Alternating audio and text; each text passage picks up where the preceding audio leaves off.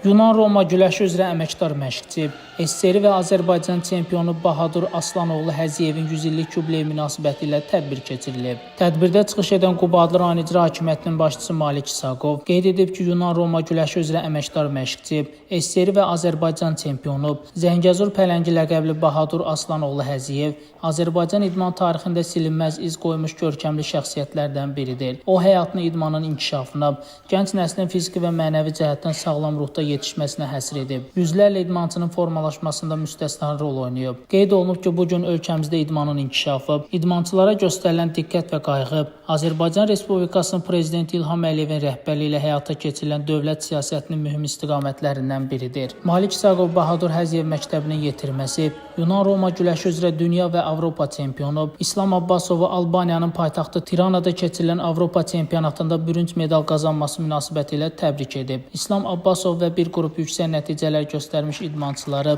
qiymətli hədiyyələr və fəxri fərmanlar təltif edib. Tədbirdə çıxış edənlər Bahadur Həziyevin zəngin həyat və fəaliyyətindən, Azərbaycan idmanının inkişafına verdiyi töhfələrdən bəhs ediblər. Sonda pəhləvanın ailə üzvləri çıxış edərək göstərilən diqqət və ehtirama görə Azərbaycan Respublikasının Prezidenti İlham Əliyevə öz minnətdarlığını bildiriblər.